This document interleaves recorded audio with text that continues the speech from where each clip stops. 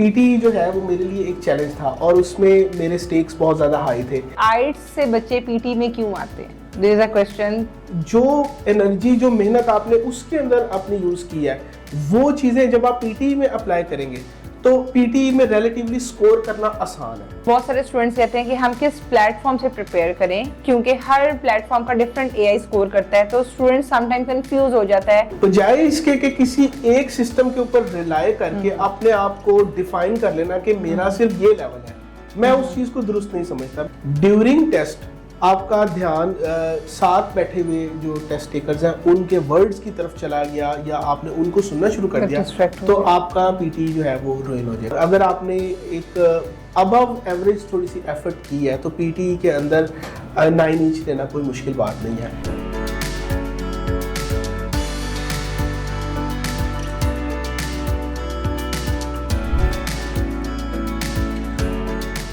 Assalamu alaikum everyone. How are you all? I hope you all are doing good. I'm Faiza Malik from the platform of Emma English Academy. I'm here as a senior IELTS and PT instructor. Today I'm having a guest, Mr. Shiroz, who got 90 out of 90 marks in PT exam. So I will be discussing that how he has achieved the milestone. So Shiroz, congratulations by getting 90 out of 90 marks in your PT exam. तो आप मुझे बताएं कैसा रहा आपका experience? जी, thank you so much. Basically शायद मैंने आपसे पहले भी डिस्कस किया था कि मैं इंग्लिश में एक बहुत ज़्यादा स्ट्रॉन्ग नहीं अपने आप को समझता। इनफैक्ट मैं उर्दू लैंग्वेज के अंदर अपने आप को ज़्यादा स्ट्रॉन्ग समझता हूँ। पोइट्री पढ़ता भी हूँ, लिखता भी हूँ। लेकिन पीटी जो है वो मेरे लिए एक चैलेंज था और उसमें मेरे स्टेक्स बहुत ज़्यादा हाई थे। बिकॉज़ मैंने ऑस्ट्रेलिया की पीआर के लिए अप्लाई करना था और इसमें मुझे पीआर के जो पॉइंट्स होते हैं वो फुल मार्क्स स्कोर करने थे, तो मुझे 9 ईच चाहिए था। तो मैंने इसको एक चैलेंज के तौर पर लिया और जो मेरा प्रीवियस एक्सपीरियंस था ऑफ़िस रूटीन में या इंग्लिश के साथ जो भी मेरा इंटरेक्शन रहा इस लैंग्वेज के साथ, मैंने उस सारे एक्सपीरियंस को यूज़ किया और इस एग्ज़ाम को कुछ टेक्निक्स को यूज़ करते हुए मैंने इस एग्ज़ाम को अटेम्प्ट किया और अल्हम्दुलिल्लाह मेरे लिए ये बहुत अच्छा साबित हुआ इसका रिज़ल्ट। अच्छा, बहुत सारे स्टूडेंट्स ये सवाल करते हैं कि हमसे टाइम मैनेज नहीं होता। सो टाइम मैनेजमेंट को आपने कैसे कैटर किया और आपने उस चीज़ को कैसे अपने रियल जब when it come to real exam तो आपने क्या-क्या चीज़ें अडॉप्ट की जिससे आपको रीडिंग में आपको किसी भी मॉड्यूल में कोई चैलेंज फेस नहीं करना पड़ा? अच्छा, मैं अपना अगर एक्सपीरियंस बताऊँ तो मुझे टाइम मैनेजमेंट का एज़ सच कुछ ज़्यादा इश्यू नहीं फेस करना पड़ा। शायद इसकी एक वजह ये थी कि मैंने प्रैक्टिस पहले से की हुई थी और मैं जो क्वेश्चंस आने वाले थे वो मेरे लिए कोई भी चीज़ नई नहीं होती थी, किसी भी चीज़ का फॉर्मेट नया नहीं था। उस क्वेश्चन को मैंने उसके स्ट्रक्चर को इतनी दफ़ा अटेम्प्ट कर लिया हुआ था कि जो भी चीज़ सामने आती थी, तो मुझे एक आइडिया होता था कि मैंने आगे क्या करना है। फॉर एग्ज़ाम्पल अब जो रीडिंग है रीडिंग के अंदर मैं एक टेक्नीक यूज़ करता हूँ कि मतलब आइल्स की जो रीडिंग है, उसमें जो चीज़ें मैंने सीखी, क्योंकि मैंने पहले आइल्स भी अटेम्प्ट किया हुआ है, तो वो टेक्निक्स मैंने पीटी में अप्लाई की। आइल्स के जो रीडिंग के पैराग्राफ होते हैं, वो बहुत लेंथी होते हैं और बहुत डेंस होते हैं और उसमें तकरीबन 40 क्वेश्चंस होते हैं। तो बाय द टाइम आप 15th या 20th क्वेश्चन तक पहुँचते हैं, तो आप एनर्जी जो है ना लूज़ करना शुरू कर देते हैं। लेकिन अगर आप 40th क्वेश्चन तक प्रॉपर्ली अटेम्प्ट कर लेते हैं, उसमें से आपके ज़्यादा ठीक ना भी हो लेकिन आपका एक स्टैमिना बन जाता है। अब उस पावर को आप यूज़ करें पीटी में, तो पीटी के अंदर बहुत शॉर्ट पैराग्राफ्स होते हैं और आपके पास आंसर्स जो है ना वो रिलेटिवली आइल्स से सिमिलर उसका पैटर्न है। तो मतलब बाज़ केसेज़ में आपने 2 आंसर्स को चूज़ करना है, बाज़ केसेज़ में आपने 1 आंसर को चूज़ करना है। लेकिन वो पैराग्राफ उतना लेंथी नहीं होता जितने पे आपने प्रैक्टिस की होती है। तो मैं समझता हूँ कि आपकी जो मतलब स्पीड है वो बहुत ज़्यादा रेज़िलियंस आपकी बढ़ जाती है और आप अच्छे से अटेम्प्ट कर लेते हैं। लेकिन एक क्वेश्चन है वो ये कि आइट्स से बच्चे पीटी में क्यों आते हैं? देयर इज़ अ क्वेश्चन कि बच्चे बचना चाहते हैं फ्रॉम द इंटरव्यू, ठीक है? वो नहीं चाहते कि हम स्पीकिंग करें, क्योंकि पीटी में स्पीकिंग इटसेल्फ इसके अंदर ही है, तो मोस्ट ऑफ स्टूडेंट्स पढ़ना ही नहीं चाहते। तो उस चीज़ में आप इस चीज़ को कैसे वो करेंगे? जो बच्चा पीटी में आ रहा है, वो इसी उसमें है ना कि मैं मतलब थोड़ा-सा राह फ़रार इख्तियार करूँ, तो इसलिए उसको उस तरह से मेहनत ना करनी पड़े। तो अब जब आप एक पीटी के स्टूडेंट को कहेंगे कि आप राइट्स की रीडिंग करें, तो फिर आई डोंट थिंक सो कि वो उस चीज़ को इसमें ना मेरा ओपिनियन थोड़ा-सा डिफरेंट है। मैं ये समझता हूँ कि देखिए अगर आपने आइल्स की ग्राइंड को बर्दाश्त कर लिया, आप आइल्स में जो कुछ सीखते हैं वो उतनी एफर्ट आप आइल्स में पुट करें, तो आपको रिज़ल्ट मिलेगा 7.5 बैंड या मैक्सिमम 8 बैंड किसी 1-2 मॉड्यूल्स में, सारों में फिर भी नहीं आएगा। लेकिन जो एनर्जी, जो मेहनत आपने उसके अंदर अपनी यूज़ की है, वो चीज़ें जब आप पीटी में अप्लाई करेंगे, तो पीटी में रिलेटिवली स्कोर करना आसान है। हुँ। तो फॉर एग्ज़ाम्पल आपने मेहनत आइल्स में की, ले मतलब उसकी जो रीडिंग है और उसकी जो राइटिंग टेक्निक्स है वो आपने सीख ली, और जब उस डाटा को आपने पीटी में अप्लाई किया, तो आपको उसके रिज़ल्ट्स आपकी एक्सपेक्टेशन से बहुत ज़्यादा अच्छे आते हैं। मैं ये नहीं कहता कि आप पूरा का पूरा आइल्स का पैटर्न, अगर आप आइल्स की तैयारी करेंगे तो पीटी को आप अच्छे से उसमें स्कोर कर लेंगे। उसके सिर्फ़ कुछ चीज़ें हैं, सिर्फ़ रीडिंग और राइटिंग की कुछ चीज़ें हैं। तो मैं समझता हूँ कि ये हर स्टूडेंट को जो है ना ट्राई करके देखना चाहिए। ओके शिरोज़, मुझे बताएँ, बहुत सारे स्टूडेंट्स कहते हैं कि हम किस प्लेटफ़ॉर्म से प्रिपेयर करें? क्योंकि हर प्लेटफ़ॉर्म का डिफरेंट एआई स्कोर करता है, तो स्टूडेंट समटाइम कन्फ्यूज़ हो जाता है कि वो उसको नहीं पता होता कि वो कौन-सा एआई ज़्यादा अच्छा डिटेक्ट कर रहा है उसको स्कोरिंग। तो आप ये बताएँ कि आपने कौन-सा पोर्टल यूज़ किया था जिससे आपको लगा कि you are eligible for the real exam? अच्छा, मैं ये समझता हूँ कि कोई भी पोर्टल जो है ना, कोई भी एप्लीकेशन या कोई सिस्टम ऐसा नहीं है जो 100% आपका स्कोर प्रिडिक्ट कर दे कंसिस्टेंसी के साथ, या जो पियर्सन के सिस्टम के साथ 100% अलाइन हो, ठीक है? बेसिकली डिपेंड करता है कि आप किसी भी एप्लीकेशन या पोर्टल को यूज़ कैसे कर रहे हैं। फॉर एग्ज़ाम्पल एक पोर्टल आप लोगों का जो है, आपके प्लेटफ़ॉर्म से, एमआई के प्लेटफ़ॉर्म से जो पोर्टल है मेरे साथ शेयर किया गया। तो मैं जब उसको यूज़ करता हूँ, अब उसके अंदर शैडो रीडिंग की भी ऑप्शन मौजूद है, ठीक है? तो उसके अंदर ये है कि आप अपनी जो करेक्शंस वो करके दे रहे हैं, उसके ऊपर फ़ोकस करें कि फॉर एग्ज़ाम्पल हम जो रीड अलाउड का मॉड्यूल है, उसको डिस्कस कर लेते हैं। अब उसके अंदर आपने एक दफ़ा पैराग्राफ को रीड किया, आपका स्कोर उसमें कम आया, लेकिन नीचे ये ऑप्शंस मौजूद होती है कि जिन्होंने ज़्यादा स्कोर किया है, जो आपके कंपेटिटर्स हैं, उनकी ऑप्शन मौजूद है। आप उनके आंसर्स के साथ अपने आंसर्स को कंपेयर करके देखें कि वो किस वर्ड के ऊपर या किस लेटर के ऊपर स्ट्रेस ज़्यादा दे रहे हैं। उसकी एक टेक्नीक होती है कि मतलब जो कॉन्सोनेंट्स हैं, उसके ऊपर थोड़ा-सा स्ट्रेस देना होता है, और जो सिलेबल्स हैं, उसको क्लैरिटी के साथ उसको जो है ना अदा करना होता है ज़ुबान से। और फॉर एग्ज़ाम्पल जो आर्टिकल्स हैं, इज़, एम, आर या दी वगैरह, तो उसको जल्दी से स्किप करके गुज़रना होता है। तो ये सारी चीज़ें जब आप किसी भी पोर्टल को इस्तेमाल करेंगे प्रॉपरली, उसके अंदर ये जो है ना आपको चीज़ें मिल जाएँगी। अगर इसको हम अच्छे तरीके से अप्लाई करें, किसी भी पोर्टल को, तो मैं समझता हूँ कि आपका स्कोर उसमें काफ़ी बेहतरी के इम्कानात मौजूद हैं। बजाए इसके कि किसी एक सिस्टम के ऊपर रिलाय करके अपने आप को डिफाइन कर लेना कि मेरा सिर्फ ये लेवल है, मैं उस चीज़ को दुरुस्त नहीं समझता। मैं ये समझता हूँ कि जो पियर्सन की ओरिजिनल स्कोरिंग है, वो आपके प्रिपरेशन पोर्टल से ज़रा मतलब ईज़ी और लीनिएंट होती है।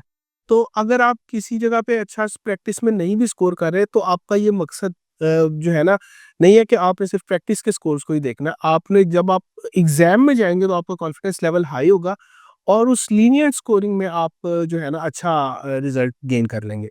अच्छा, मुझे ये बताएँ कि राइटिंग में आपने टेम्पलेट यूज़ किया था या फिर आपने सेल्फ राइटिंग की थी? मैंने इन दोनों को मर्ज किया था।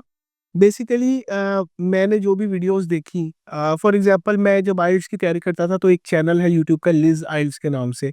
तो राइटिंग को उन्होंने बहुत अच्छा समराइज़ किया था, वो टेम्पलेट्स भी देते हैं, पीटी के इंस्ट्रक्टर्स भी ऑनलाइन टेम्पलेट्स देते हैं। लेकिन मैं टेम्पलेट पे कभी भी 100% रिलाय नहीं करता। मैं अपने माइंड में 1-2 लूज़ टेम्पलेट्स बना लेता हूँ। कोई मतलब मैं उसको रट्टा नहीं मानता कि मैंने ऐसे ही करना है, ठीक है? वो लूज़ टेम्पलेट मेरा ख़्याल है कि बड़ी जनरल सी बात है कि 3 से 4 पैराग्राफ्स होते हैं राइटिंग में। आपने शुरू में इंट्रोडक्शन करना है। अब ज़रूरी नहीं है कि वो इंट्रोडक्शन 2 लाइन्स का भी हो, वो 3 का या 4 लाइन्स का भी हो सकता है। अब इंट्रोडक्शन को स्टार्ट कैसे करना है, वो उस फ्रेज़ के 3 से 4 आपके पास अल्टरनेटिव्स होने चाहिए। फिर आपने उसमें एक तरीका होता है कि एक साइड की ओपिनियन पहले दी जाती है, दूसरी साइड की ओपिनियन दी जाती है, फिर उसको समराइज़ करके जो है ना उसको एंड कर दिया जाता है। तो जब आपने एक साइड की ओपिनियन देनी है, तो उसके भी आपके पास कुछ फ्रेजेस होनी चाहिए। For example, in my opinion, या people might argue, some people believe that, a large sum of population believes that, only a few of them are of the view। इस तरह करके आपके पास डिफरेंट अल्टरनेटिव्स होने चाहिए, और वो आपके माइंड में बस आपने उनको जगल करना हो, ठीक है। अब इसमें एक चीज बड़ी मैटर करती है। एक तो है आपकी वोकेबलरी, आपने बहुत ज्यादा हाई फाई वोकेबलरी भी यूज नहीं करनी।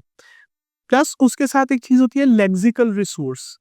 प्लस उसके साथ आपकी ग्रामर भी करेक्ट होनी चाहिए, साथ में आपने सेंटेंस स्ट्रक्चर को भी थोड़ा सा मिक्स करना है। कुछ शॉर्ट सेंटेंसेस हैं, कुछ मीडियम साइज है, और मतलब एवरी नाउ एंड देन आपने एक लॉन्ग सेंटेंस 2-3 क्लॉजेस के साथ वो उस सेंटेंस को दरमियान में पंच करना है, ताकि जो सिस्टम है वो कभी भी ये डिटेक्ट ना कर पाए कि आपने कोई टेम्पलेट यूज किया है, या आप जो है सिस्टम को डॉज करने की कोशिश कर रहे हैं, बल्कि आपकी जो लिंग्विस्टिक एबिलिटीज है वो उस सिस्टम के सामने है।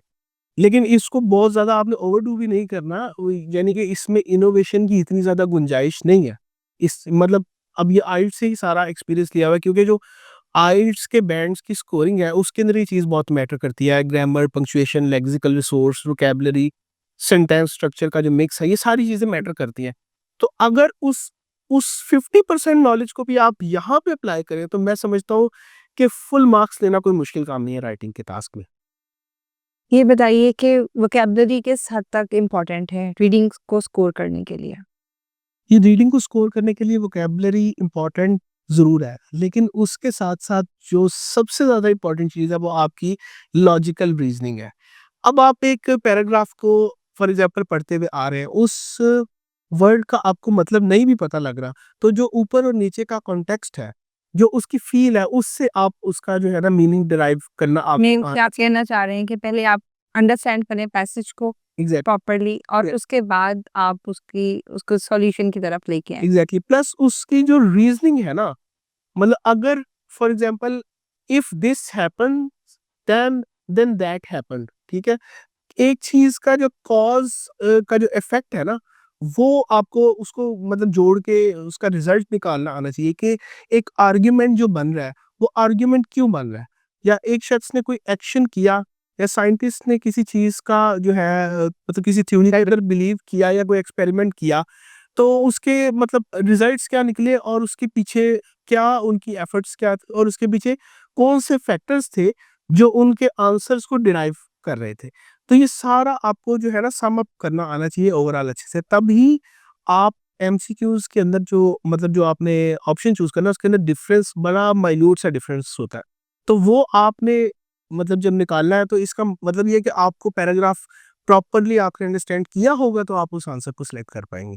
उस अंडरस्टैंडिंग के लिए ऑब्वियसली वोकैब्युलरी तो रिक्वायर्ड है। एग्जैक्टली वोकैबुलरी रिक्वायर्ड है, लेकिन ये भी एक प्रॉब्लम है कि पीटी आइल्स अटेम्प्ट करने वाले जो स्टूडेंट्स होते हैं उनके पास टाइम बहुत कम होता है, और इतने कम टाइम में वोकैबुलरी जो है ना ज़्यादा बढ़ाना इतना मुमकिन नहीं। तो क्या स्ट्रेटजी आप समझते हैं कि अडॉप्ट करनी चाहिए स्टूडेंट को कि वो एक शॉर्ट स्पैन ऑफ टाइम के अंदर अपनी वोकैब्युलरी भी इंक्रीज करे और रीडिंग का जो चैलेंज है उसको ओवरकम कर सके? मैं ये समझता हूँ कि मुख्तलिफ वेबसाइट्स के ऊपर जो आइल्स के प्रिडिक्टेड पैराग्राफ्स हैं, ये जो बार-बार पैराग्राफ्स एग्ज़ाम के अंदर आए हैं, उन्हें पढ़ना चाहिए। और उसके अंदर से अब आइल्स के अंदर जो पैराग्राफ्स हैं वो डिफरेंट मौज़ूआत पर होते हैं, आर्कियोलॉजी पर भी है, एस्ट्रोनॉमी पर भी है, इसके अलावा अर्बन रूरल लाइफ के ऊपर भी है, सोशियोलॉजी से रिलेटेड भी है, साइंस से रिलेटेड भी है। तो मैं समझता हूँ कि जितने ज़्यादा रीडिंग के पैराग्राफ एक स्टूडेंट ने पढ़े होंगे डिफरेंट सोर्सेज से, उतना ज़्यादा उसे आइडिया होगा कि ये किस टाइप का पैराग्राफ है, और इसके अंदर किस पैराडाइम में जाके गुफ्तगू की जा रही है। अच्छा, आप मुझे ये बताएं ग्रामर कहाँ तक इम्पैक्ट देती है रीडिंग को स्कोर करने में? ग्रामर का जो ज़्यादा इम्पैक्ट है, मैं समझता हूँ कि वो राइटिंग में है, ठीक है? बिकॉज़ रीडिंग के अंदर तो आपने ऑप्शन को सिलेक्ट करना है ना, तो अगर आपको उसका मीनिंग समझ आ गया, तो वो आप ऑप्शन वो सिलेक्ट कर लेंगे। लेकिन जो राइटिंग है, फॉर एग्ज़ाम्पल जो समराइज़ टेक्स्ट का जो है, उसके अंदर अगर आपकी ग्रामर वीक है, तो मैं समझता हूँ उसमें आपके 0 मार्क्स आएँगे।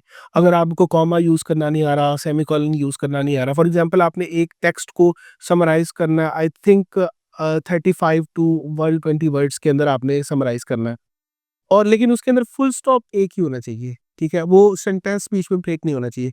तो वहाँ पे जो आपकी स्किल है ग्रामर की वो असल काम आती है। तो ये मैं समझता हूँ कि ग्रामर का रोल बिल्कुल इम्पोर्टेंट है और प्लस कुछ ऐसे मॉड्यूल्स होते हैं फॉर एग्जांपल राइटिंग के कुछ मॉड्यूल्स हैं जो कि आपको रीडिंग में भी स्कोर करके दे रहे हैं। तो मैं समझता हूँ कि इस हिसाब से अगर आपका क्वेश्चन देखा जाए कि आपकी ग्रामर अगर ठीक होगी तो आपको इनडायरेक्ट इम्पैक्ट रीडिंग में उसका मिलेगा, लेकिन ज़्यादा इम्पैक्ट आपको राइटिंग में मिलेगा। स्पेलिंग किस हद तक इम्पोर्टेंट है? स्पेलिंग बहुत ज़्यादा इम्पोर्टेंट है। बेसिकली आपने एक जो है आंसर तक आप पहुँच गए हैं, लेकिन उसमें आपने स्पेलिंग मिस्टेक कर दी है, ख़ास तौर पे लिसनिंग के अंदर। तो मैं समझता हूँ कि वो आपके मार्क्स ज़ाया हो जाएँगे। प्लस इसमें आप एक टेक्नीक अप्लाई कर सकते हैं कि बाज़ जगह पे अमेरिकन स्पेलिंग्स और ब्रिटिश स्पेलिंग्स का फ़र्क होता है। फॉर एग्ज़ाम्पल जो सेंटर है, उसका स्पेलिंग मतलब CENTRE भी होते हैं, CENTER भी चलते हैं। तो ये आपने पहले डिसाइड कर लेना है कि मतलब फॉर एग्ज़ाम्पल आप चैट जीपीटी पे जाएँ और ये जो 4 से 5 रूल्स हैं, वो रूल्स अगर आपको याद हो जाएँ कि अमेरिकन स्पेलिंग और ब्रिटिश स्पेलिंग में जो फ़र्क करने वाले रूल्स हैं, वो रूल्स आपको याद हो जाएँ, देन आपने अगर अमेरिकन स्पेलिंग अप्लाई करना तो वो आप कंसिस्टेंसी बरकरार रखें, वरना दूसरी साइड पे अगर ब्रिटिश स्पेलिंग अप्लाई करना है, तो वो रूल्स आपको पता होने चाहिए। आपके पास बहुत अच्छा नॉलेज है, आपने बहुत अच्छी चीज़ें हमारे स्टूडेंट्स को अपनी नॉलेज फीडिंग भी की हमारे स्टूडेंट्स के साथ, अपनी एक्सपीरियंस भी शेयर किया। आप बताएँ कि आपने कितना टाइम पहले कैसे प्रिपरेशन स्टार्ट की और आपको कौन-कौन से चैलेंजेस फेस करने पड़े उस ड्यूरेशन में? अच्छा, मेरे लिए जो सबसे बड़ा चैलेंज था, वो मतलब ये था कि स्टार्ट करने की जो मोटिवेशन थी। मैं ये समझता हूँ कि अगर एक काम को इंसान स्टार्ट कर दे, तो आधा काम तो उसका वहाँ पर कंप्लीट हो जाता है। क्योंकि उसके बाद तो सिर्फ़ उसने मतलब एक कंटिन्यूटी लेके आनी है ना। मैंने जो पीटी की प्रैक्टिस की थी, तकरीबन 20 से 25 डेज़ के अंदर की थी। अब इसका ये मतलब नहीं है कि मैंने स्क्रैच से सारी प्रैक्टिस इतने दिन में ही की थी। मेरा प्रीवियस जो इंग्लिश का नॉलेज था, जो प्रीवियस मेरा आइल्स का एक्सपीरियंस था या जो मेरा ऑफ़िस रूटीन के अंदर जो मैं वर्किंग पेपर्स या जो डॉक्यूमेंट्स प्रोड्यूस करता हूँ, वो सारा जो नॉलेज था मेरा इंग्लिश का वो अप्लाई करके उसमें 20 टू 25 डेज़ ऐड किए उसको लेवल अप करने के लिए। तो अगर कोई स्टूडेंट अपने आप को वीक समझता है तो मैं समझता हूँ कि वो पहले से ही जो है ना इसकी मतलब 2 माह के लिए तैयारी करे, ठीक है? अच्छा, इसमें भी एक जो है ना साइकोलॉजिकल इश्यू आता है कि जब तक आप टेस्ट को बुक नहीं करते, तब तक आपका मतलब तैयारी करने की मोटिवेशन आपके पास नहीं आती। जब आप उसको बुक करके उसकी फ़ी पे कर देते हैं, तो आपके स्टेक्स बहुत हाई हो जाते हैं। तो मैं ये समझता हूँ कि ये स्टूडेंट्स को थोड़ा-सा टेस्ट को अर्ली बुक कर लेना चाहिए, देन वो तैयारी के अंदर जो है ना टाइम देना चाहिए। मीनवाइल जो मेरी रूटीन के हवाले से अगर आप जानना चाहें, तो मैं दिन में 1 घंटे से ज़्यादा कभी मैंने प्रैक्टिस नहीं की। क्योंकि मतलब मोबाइल में ही वो पोर्टल ओपन था तो ऑफ़िस में बैठे हुए या किसी वक़्त थोड़ा-सा टाइम रूम में मिल गया तो 15 मिनट्स, 20 मिनट्स इस तरह के शॉर्ट स्टिंट्स के अंदर जो है ना मैंने प्रैक्टिस की थी। एज़ सच मेरी कोई टफ रूटीन नहीं थी। लेकिन मैं नहीं समझता कि हर स्टूडेंट को ये टेक्नीक फ़ॉलो करनी चाहिए। अ, अपने-अपने इंग्लिश के लेवल के हिसाब से हर एक को अपना जो है ना रूटीन कितने क्वेश्चन आप डेली बेसिस पे अटेम्प्ट करते थे या अगेंस्ट ईच टास्क आपने क्या अपना टारगेट रखा हुआ था कि I have to do a number of questions on daily basis? मेरा जो बेसिक टारगेट था वो मैंने लिस्टिंग के अंदर फ्लुएंसी को टारगेट किया हुआ था। क्योंकि जब आपके सामने एक पैराग्राफ है या आपने रिटन लेक्चर का आपने करना है या रिपीट सेंटेंस वाला करना है, तो उसमें जब तक आपकी प्रैक्टिस नहीं होगी और आपने जो है ना आपका कॉन्फिडेंस हाई नहीं होगा, तो मैं समझता हूँ कि आप उसको अटेंड नहीं कर सकेंगे। तो लिसनिंग के ऊपर मैं more than 50% of my time was allocated to listening. एक दफ़ा लिसनिंग के अंदर जब मैं एक्सपर्ट हो गया, तो मैंने थोड़ी बहुत प्रैक्टिस की थी सॉरी स्पीकिंग के अंदर जब मैं एक्सपर्ट हो गया था, तो उसके बाद मैंने फिर जो है ना रीडिंग और राइटिंग पर आई थिंक 3 डेज़ ईच मैंने स्पेंड किए थे। तो उस मेरे स्ट्रक्चर्स पहले से क्लियर थे ऑब्वियसली, तो फिर मैंने उसके ऊपर जब उसको दोबारा से सारा रिवाइज़ किया उसके मतलब 3-3 दिन में कुछ एक्सरसाइज़ेज़ मैंने डिवाइड किया हुआ था। तो देन मैं समझता हूँ कि मेरी तैयारी उसके अंदर मुकम्मल हो गई थी। अच्छा, मुझे आप ये बताएँ कि टेम्पलेट्स जो हैं स्टूडेंट्स बहुत ज़्यादा रिलाई करते हैं और एक बहुत मिथ है चल रही है कि टेम्पलेट्स आर नॉट वर्किंग। तो आप इसके बारे में क्या कहेंगे? Are they still working if we use that templates in a proper way? मैं ये समझता हूँ कि टेम्पलेट को आप थोड़ा-सा ट्रिक के साथ यूज़ करें। फॉर एग्ज़ाम्पल आपको कहीं से अच्छी टेम्पलेट मिल गई है, तो आप उसके अंदर थोड़ी-सी इनोवेशन ला के उसका एक अपना पर्सनलाइज़्ड वर्ज़न लेके आएँ। फॉर एग्ज़ाम्पल जिस भी सोर्स से आपको टेम्पलेट मिली है, वो सोर्स बहुत सारे स्टूडेंट्स के पास है। ओवर द ग्लोब लोग उसको फ़ॉलो कर रहे होंगे और वो वर्ड्स जो हैं जब उसके एआई के सिस्टम में आएँगे तो ऑब्वियसली वो कैच हो जाएगा। तो मैं समझता हूँ कि आप कुछ सिनोनिम्स के साथ उसको चेंज कर लें। उस टेम्पलेट को थोड़ा-सा लूज़ करके फिर थोड़ा-सा टाइट कर लें, उसमें 1-2 सेंटेंसेस माइनस करके प्लस कर लें, उसकी थोड़ी-सी लेंथ जो है ना बढ़ा लें, कम ना करें। तो थोड़ा-सा जम्बल अप करें, थोड़ा-सा उसके साथ प्ले करें। 1 दिन पूरा आप लगा लें, कोई टेम्पलेट अगर आपको मिली है तो उसको अब आपका टारगेट है कि आपने उसको फिक्स करके अपना एक पर्सनलाइज़्ड वर्ज़न बनाना है। तो अगर तो किसी ने टेम्पलेट यूज़ करनी है तो ये टेक्नीक बेस्ट है। अदरवाइज़ मैं ये समझता हूँ कि आप मुख्तलिफ टेम्पलेट्स को देखें और उसके अंदर कॉमन चीज़ें निकालें कि एक टेम्पलेट का बेसिकली फ्लो क्या है। एक यूनिवर्सल टेम्प यूनिवर्सल एक टेम्पलेट आपके माइंड में लूज़ली वो होनी चाहिए। नेचुरली वो जब आप अटेम्प्ट कर रहे हैं तो नेचुरली वो टेम्पलेट आपने यूज़ करनी है। फॉर एग्ज़ाम्पल हर टेम्पलेट में कोई ना कोई इंट्रोडक्शन और एंडिंग तो लाज़मी होगी, ऑब्वियसली। फिर उसके अंदर एक बात से दूसरी बात के दरमियान कुछ ट्रांज़िशंस होंगी, कुछ ट्रांज़िशन वर्ड्स होंगे। तो मैं ये समझता हूँ अगर एक यूनिवर्सल फ्लो आपके माइंड में बन गया, तो आप खुद टेम्पलेट इन्वेंट करने के काबिल हो जाएँगे। आप मुझे ये बताएँ आपने किस सेंटर से अपना एग्ज़ाम दिया था? बहुत सारे students before looking after exam वो पूछते हैं कि हम कौन से सेंटर से एग्ज़ाम दें? तो आपके ख़्याल में जिनके इक्विपमेंट्स भी बहुत मॉडर्नाइज़ हों और उनके सेंटर आपको पीसफुल भी लगे, डिस्ट्रैक्शन उस तरह से ना हो, तो आप क्या सजेस्ट करते हैं स्टूडेंट कहाँ से अपना टेस्ट बुक करें?